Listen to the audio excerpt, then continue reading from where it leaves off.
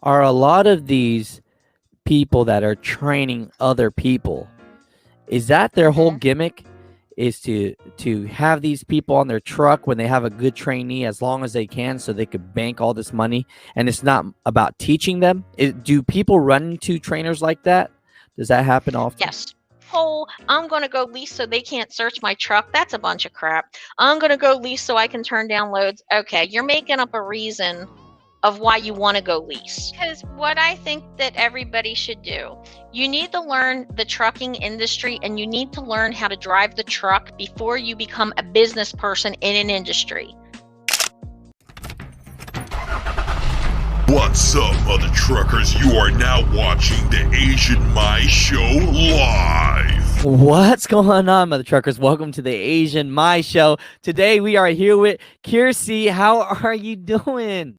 Hi guys, I'm great. Thanks a lot for welcoming me on. I appreciate it. And I see some of my followers in here. That's cool. Hey, I want to let you guys know that at the end of the day, we're not here. This is the disclaimer because I got to do it these days. Not sponsored by Prime, okay? We're here with someone that works with Prime, but this is our opinions, our thoughts, and no one is telling us what to do. Just want to give a shout out to my partners that work with me, the Funding Booth, Truck Miser, Blue Parrot, 595 Truck Stop in South Florida, and St. Christopher Fund. So rock with us and let's get into this interview. So what are we looking at here for people that are looking at this? Well, that's actually my week. That's week to week. So that was my training, and this is something that as a trainer, I do a team training situation, and people are under this misconception that once you get your CDL and you go to a company like Prime that does team training, that this trainers just jump in the bed and that's it. We don't teach anything. Then you have somebody who's only gotten a CDL from a school or driven a very little miles, whatever. And that's not true. For the first couple weeks, I usually run, maybe even 3 weeks, I'll run it basically as a solo truck. So if you look, my miles right there is like 1745 or something the first week, and 3,700 the second week, and then 1,600. That's with a student, and she wasn't a very good student. So I didn't trust her driving, so we weren't running like I might run somebody else. But I'm not going to ever compromise my students' learning with me making money. Okay, I would rather that they train and they know what's going on. So in that box that it says trainee 1, those were the miles I did with that student. We get paid per diem. So if you add the gross and then the per diem together, because I don't get taxed on the per diem, it was $10,399, which wound up averaging $1,485 a week gross. That's actually below what I make as a solo driver. Really? So that goes to show that, if you look below that, my average as a solo driver, that is 2,800 miles I did that week. That was the last week that I actually was solo. So that's why I put that there. It was September 10th. So that's a typical average week for me. If I want to run harder, which I have the ability to do, because when you learn how to manage your time and you have that good relationship with dispatch, I can do that. And people think that as a company driver, you don't have that ability. I do. The only thing I get is 10-4 thanks. It doesn't matter. They don't contact me or anything. I have a video coming out where a brand new company team, husband and wife team, I'm doing an interview with the wife, and she's telling me about how her and her husband just netted after taxes, after insurance, like $1,450 last week. So they basically were grossing about $2,000, $2,100 each last week as company teams. And then you can still get your benefits and everything. But if you look down in my other, it says trainee number 2. That's actually my student that I currently have. So you can see I'm averaging about $300 a week more with her. She's a much better driver. Nice. Okay. but it's also she learns faster. So I'm not up 24/7. The other one, I would actually like park the truck and tell her, go inside, go get a shower, go get something to eat. I need to sleep. And I'd be able to take naps that way because I really didn't feel as comfortable with her driving and me sleeping. But this one, she's much better. Now, if I really wanted to run and make money, I could be doing that. The highest training pay I ever had was $3,500. Wow. So Gross. tell me this much. Are a lot of these people that are training other people, is that their whole gimmick, is to have these people on their truck when they have a good trainee as long as they can so they could bank all this money, and it's not about teaching them? Do people run into trainers like that? Does that happen often? Yes, it happens, and it usually happens. It's going to sound so mean, and it sounds like I bash lease ops, but it happens with lease op trainers because there's a pressure on the lease ops to make a certain amount of revenue. There's you have to keep rolling. And I said this in one of my videos. I get all kinds of pay that I don't have to run for. You know what I'm saying? Like even if I'm swapping the trucks, if it takes a week for my truck to get in, they're paying me for the downtime. So I'll make $1,000 that week just sitting in a hotel that they're paying for, So it's different for a lease op that has to have a certain revenue. Also, I don't like lease training.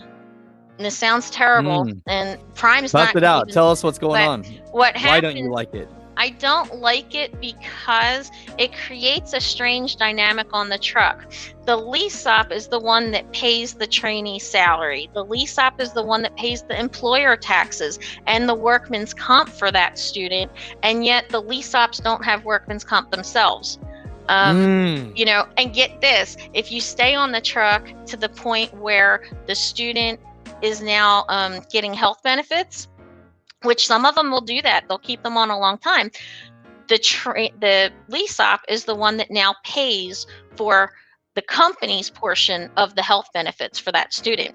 So even if the student is only making, say, $800 a week, which honestly, $800 a week is nothing to laugh at, you don't just flick it away. But if they're making $800 a week, that lease op could very well be paying $1,500 a week total for that student. So it creates a dynamic where the lease op feels like, well, I'm the employer paying your salary, so I need you to work harder. And then the student sits there and goes, well, I didn't come to work for you. I came to work for the company. I don't even know who the hell you are. Why would I come work for you? And that kind of thing builds up. And with me as a company driver, I don't have that kind of pressure. If my student says to me, hey, I'm tired, can we take some time off? Okay, let's shut down. I'm going to tell my fleet manager, I need extra time on this load. And it doesn't matter to me. If my truck goes in the shop, I don't feel this pressure of, hey, I got to call them every hour and yell and scream and make sure it's done or anything like that. It's just like, okay, Prime's paying for the hotel room and I'm getting my breakdown pay anyway. Is my breakdown pay as much as I would make? No, but it's free money that I'm not working for. Just because you have a CDL doesn't mean you can teach. I agree with that. Yeah. And I took classes in college that discussed different people's learning styles.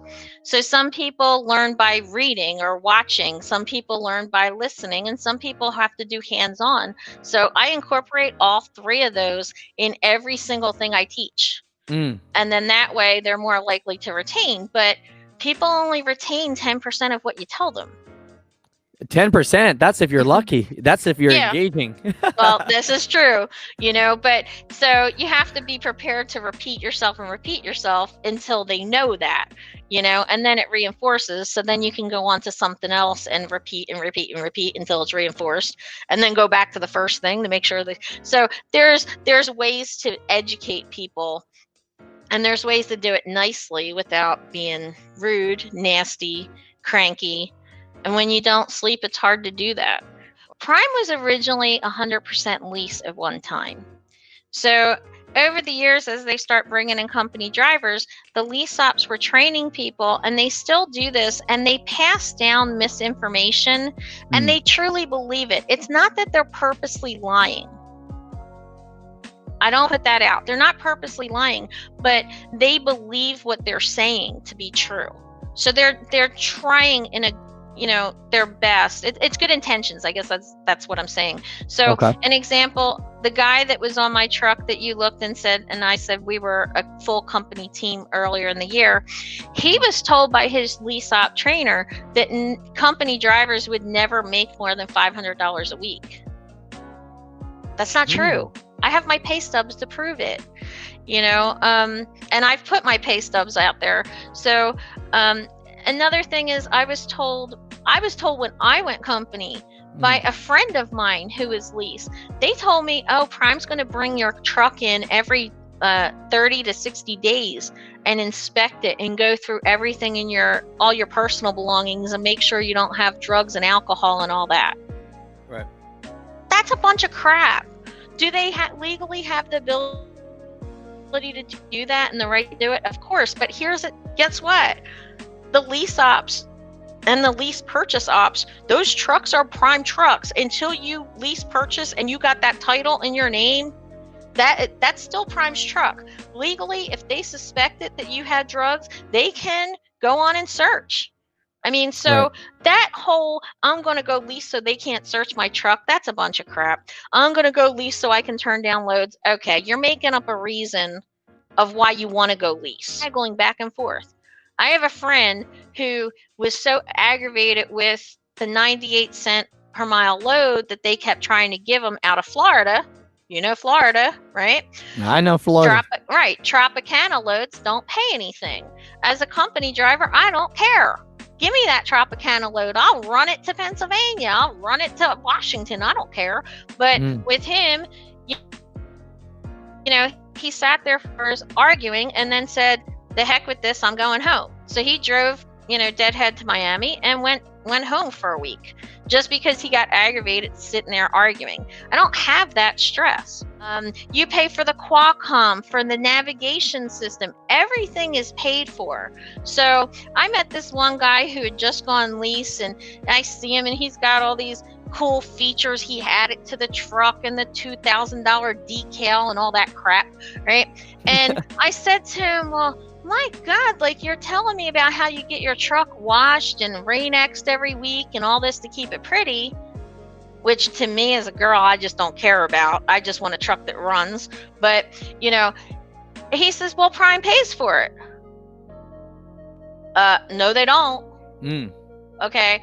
They assume that because Prime does the PO, like when we walk into, say, a Blue Beacon or a truck wash, we just give them our information and then Prime pays them. But Prime takes that out of their pay as a lease op. Prime does pay for the trailers to be washed and the washed out, but not for the trucks. If you're the lease op, you pay for that. And I know people that don't know that. And is what I think that everybody should do. You need to learn the trucking industry, and you need to learn how to drive the truck before you become a business person in an industry. We are the music makers, and we are the dreamers of dreams.